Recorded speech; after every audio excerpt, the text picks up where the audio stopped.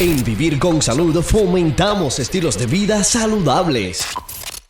Mañana se conmemora el Día Mundial de Parkinson y hemos querido traerle este tema porque sabemos que alrededor del mundo la población ha ido envejeciendo a pasos agigantados gracias a la ciencia y a la medicina, ¿verdad?, que ha traído desde hace décadas mejores terapias, tratamientos y una serie, ¿verdad?, de buenos consejos para el mantenimiento de la salud, pero con ello también el advenimiento de condiciones. Me acompaña el doctor Ángel Viñuela, quien es neurólogo pero especialista en Parkinson, a quien le doy los buenos días. Hola, buenos días. Qué bueno volverlo a ver.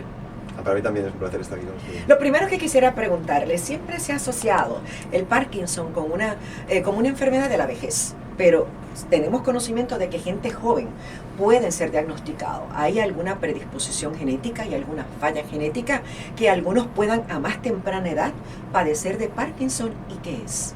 Sí, es verdad, como dices, es más frecuente en personas mayores y la edad es el mayor factor de riesgo, pero ocurre en personas jóvenes y de hecho en algunos casos en personas muy jóvenes. Y es verdad que tiene un componente genético en estos casos. El Parkinson es una enfermedad genética o familiar solamente en un 10% de los casos, pero muchos pacientes tienen unos genes particulares que les hacen desarrollar la enfermedad tan temprano como en la década de los 20, por ejemplo.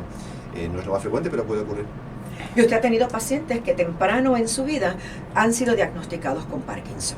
Sí, tengo pacientes diagnosticados, muchos pacientes diagnosticados antes de los 40, bastantes antes de los 30, y ahora con los avances de la genética y alguna prueba más que se puede hacer, tengo por lo menos 3 o 4 pacientes que desarrollaron Parkinson antes de los 20 años. ¿Por qué ocurre en ciertas familias esa degeneración en términos genéticos? Sabemos que en el pasado, y le pregunto esto, en Puerto Rico muchas personas se casaban entre familias, primos con primos y ese tipo de cosas, o primos lejanos con primos, y sabemos que hay algunas, ¿verdad?, regiones de la isla en donde ciertas condiciones son más prominentes. ¿Eso pasa con el Parkinson o no? Claro, no hay todavía pruebas directas de que esto haya ocurrido en Puerto Rico. Es más frecuente, por ejemplo, en población judía, que sí que tienen llevan muchas generaciones siendo un poquito más más aislados, y hay muchos genes más prevalentes en estas poblaciones y tienen más distonia, más Parkinson. En Puerto Rico hay familias con Parkinson, hay personas que tienen este gen dominante que en cuanto alguien de la familia lo tiene va a desarrollar Parkinson, aunque no es lo más frecuente. Y de hecho, me alegro que me haga esta pregunta porque estamos haciendo un estudio ahora genético que se llama LARGE-PD, que se hace en hispanos de todo Centro y Sudamérica, y estamos precisamente buscando eso, genes particulares que están alterados en la población puertorriqueña que pueden, por una parte, producir más frecuencia de Parkinson, y por otra parte nos va a decir qué características pueden tener la enfermedad en la isla, porque lo que pasa es que los estudios genéticos siempre se han hecho, no solo en Parkinson, sino en otras enfermedades en Estados Unidos y en Europa, y la población, los genes de esa población es un poquito diferente. O sea, en la población hispana o hispanoparlante nuestros genes son diferentes, aunque vengamos, ¿verdad?, de europeos, descendientes de europeos. Sabemos que hay mezclas entre alemanes, entre españoles, franceses, ¿verdad?, inclusive hasta judíos. O sea, si uno busca nuestro árbol genealógico, muchos de nosotros tenemos, ¿verdad?, familiares del pasado que vienen y provienen de esas áreas. Exacto, es interesante. Los hispanos no son una raza, claro, ahí tiene diferentes procedencias, pero hay países, por ejemplo, en los que los genes africanos prevalecen, pues en República Dominicana, en Jamaica, otros donde los genes americanos prevalecen, como pues en México, en Ecuador, en Perú, y otros países que hay mezcla en los que hay genes africanos, genes nativos americanos y genes europeos de diferentes lugares, y Puerto Rico es uno de ellos. Entonces es muy interesante. No tiene por qué ser genes tan diferentes, pero como no se han investigado en este tipo de población, hay mucho que descubrir y estamos en ello. O sea que Puerto Rico está participando de ese estudio. Sí. Más adelante, en nuestro tercer segmento con el doctor, vamos a estar hablando cómo usted puede a lo mejor participar de este estudio. ¿Qué causa? Aparte, ¿verdad?, como usted dijo, el factor o el de mayor riesgo es la edad, pero ¿qué otras cosas pueden causar Parkinson? Pues la idea general es sencilla, aunque luego ser más concreto es complejo. El que Parkinson la causa una interacción entre los genes que tiene la persona y lo que recibe al exponerse al ambiente en su vida. O sea que hay tóxicos ambientales por un lado y hay unos genes con los que uno nace. El problema es que qué peso tiene cada cosa y qué genes son los implicados y qué tóxicos son los implicados es una cosa que no se conoce del todo. Hace 15 o 20 años empezaron a verse genes implicados en el Parkinson, ahora ya hay más de 20 o 25 genes que se sabe que tienen relación con la enfermedad.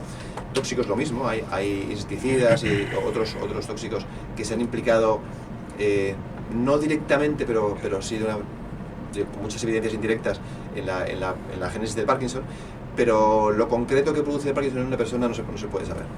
La gente usualmente cuando se habla de Parkinson, doctor Viñuela, lo único que se le viene a la cabeza es que la gente, ¿verdad?, tiembla, muchas veces no pueden coger una tacita de café, un vaso de agua, no pueden comer.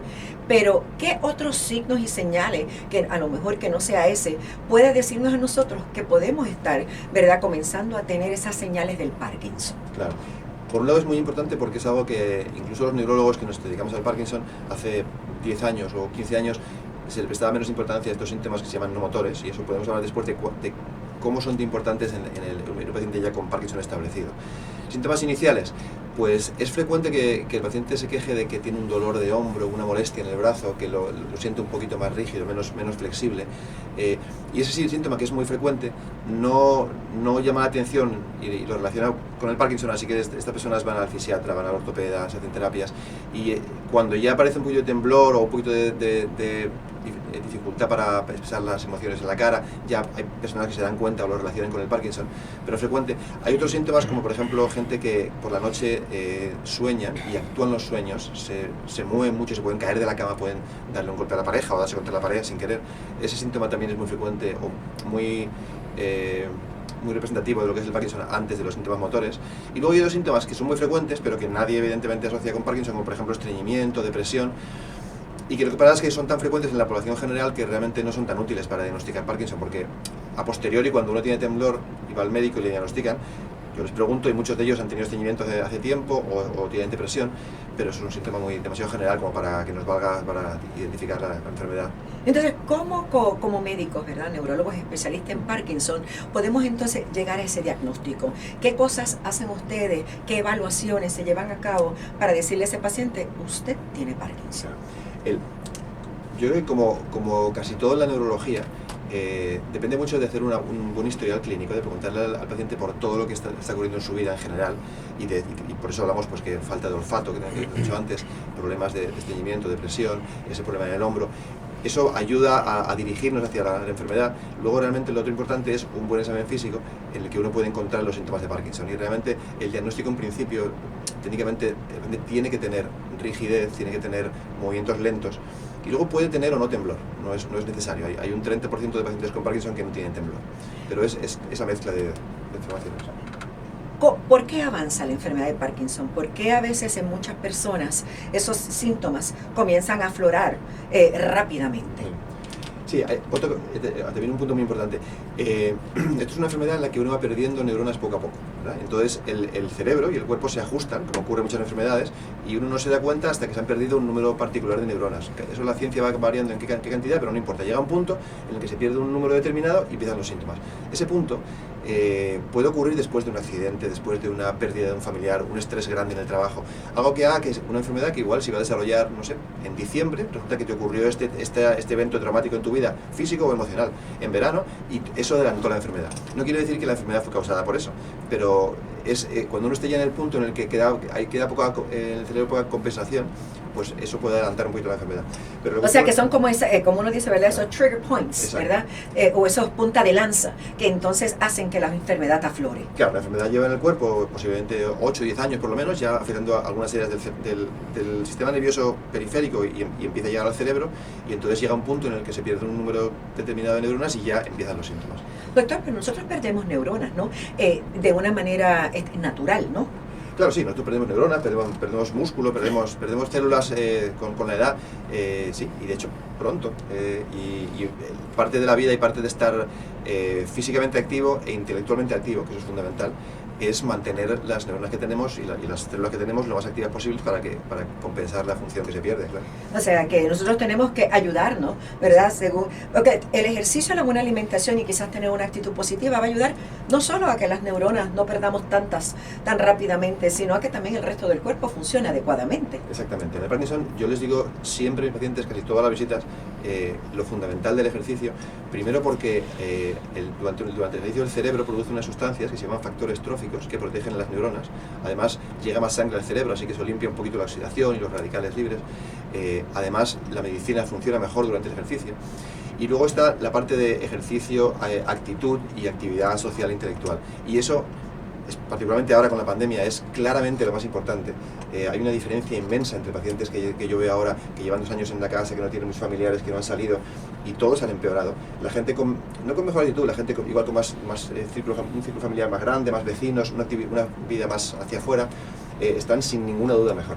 Diferencia bien grande. De hecho, recientemente se hizo un estudio en los Estados Unidos sobre el aislamiento social, que es muy diferente, ¿verdad?, a lo que la gente piensa del distanciamiento físico y la soledad, que se determinó que son 2 factores para la muerte súbita, que son 2 factores para afectar, ¿verdad?, nuestra salud en general, sobre todo el corazón y los eventos, ¿verdad?, o accidentes cerebrovasculares. Así que si usted dice que las personas que están así en ese aislamiento, en esa soledad, tienden entonces a ver más rápido estos signos y síntomas, ya que se deterioren más rápidamente.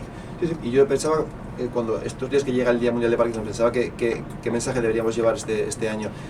Yo creo que a los poderes públicos en Puerto Rico y a la población en general. Yo creo que la base aquí es que hay que empezar a decirle a la gente que sí, hemos tenido una pandemia, ha sido grave, ha sido peligrosa, todavía hay que tener cuidado, pero hay que empezar a educar a la gente que deben salir de casa, que no pueden tener tanto miedo, sobre todo la gente mayor, que eso afecta mucho más a su enfermedad que que exponerse un poquito al resto de la población, porque yo lo veo en mis pacientes, una gran parte de pacientes están peor, sobre todo gente fuera del área metropolitana, que igual tienen menos Sí, la accesibilidad. Menos vecinos, menos familiares que viviendo con ellos, están claramente peor y todavía tienen mucho miedo y no quieren salir de casa.